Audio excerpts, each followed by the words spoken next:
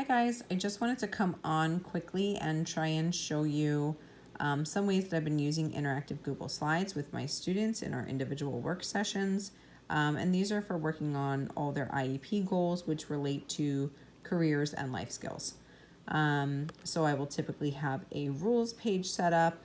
I don't include a schedule in here only because this happens within a larger class, which is my career class. And so the schedule includes this PMITT, which is what we refer to it as, intensive teaching trials. That's just what my district generally uses as their language. A lot of other people may call it discrete trial instruction or have different names for this type of instruction. But it's really just our one-on-one sessions to work on isolated goals with students.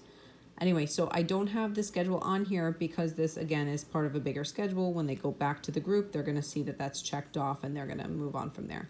But I do have rules. These will be individualized for the student, as well as this Am I Ready slide. It may include other things like getting your token board or whatever else the student might need for class. After that, they are going to move on, and the slides will have goals. Now, this set of ITT slides, I do not share this whole set with the student. It's just myself or what other staff member is running the goals. So then we kind of control which goals we work on which day. And but what I have been doing is linking directly to the slides that they then need to go to.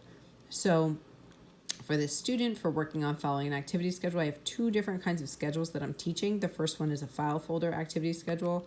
And I'll show you, like, you can just copy that link, put it into the chat for their Google Meet, and they can click on it, open it up, and the two of us can work in that document together. I can see everything they're doing in real time.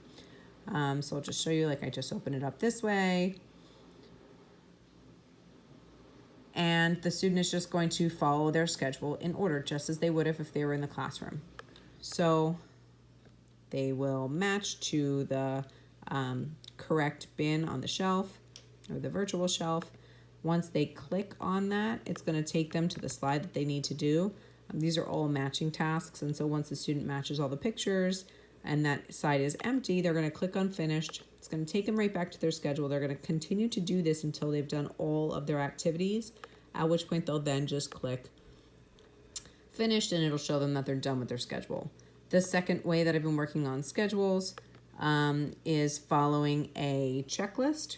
And so I include different things depending on the student. Some students I have actually navigating through different tabs.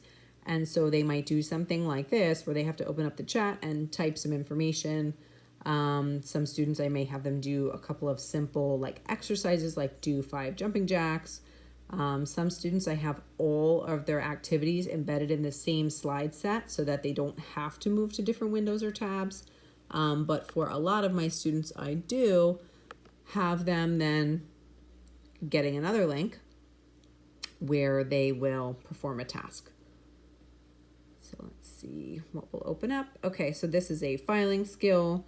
And because this is in a checklist, this is a skill that is now mastered for this student. So I expect that they'll be able to complete it on their own without assistance. Once they're done with that, I've been teaching them to close out that tab and head back to their schedule, at which point they're going to put a check mark in the finish side. They should have done that for the last one, but I don't actually have a Meet open to show you that they would have typed. And then they would just do the last thing. Now, a little tip for everyone, if anyone decides to do this, you're going to want to use hyperlinks instead of the FastPin. Now, because I'm not a student, I can't actually show you what the Boom Card activity is. But I was finding that I would set it up with FastPins, and then if I didn't update the Boom link, it would expire and the student then could not complete their schedule on their own. Not necessarily terrible, right? Because now we're teaching them to ask for help, but it wasn't my intention to embed that in the activity, so I really didn't want that to continue. Okay, so let me go back to where we were and just show you some of the other things that I've kind of set up. Okay, so this student was working on learning some different daily living skills. And so the first one that we worked on was unloading a dishwasher. We started off sorting, and now we've actually increased the difficulty of the task. to where they have to sequence the steps of loading and unloading. But initially it was all of these unload the dishwasher slides that I have available also on Teachers Pay Teachers.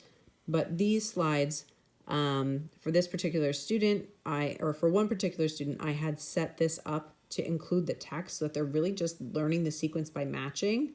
Some of my other students, I would give them a bank of, all the different steps at the top, and they would have to type them in order, or drag and drop just the text, or drag and drop just the pictures. You can modify things in so many different ways in Google Slides, which is awesome, and it's why I really love using it.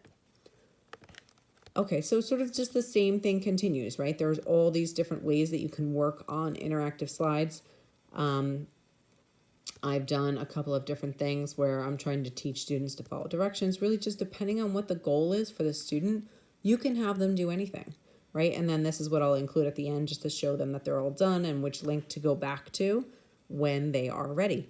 So I hope that you found this helpful, and I would love to answer some more questions for you if you have any. All right, thanks for watching.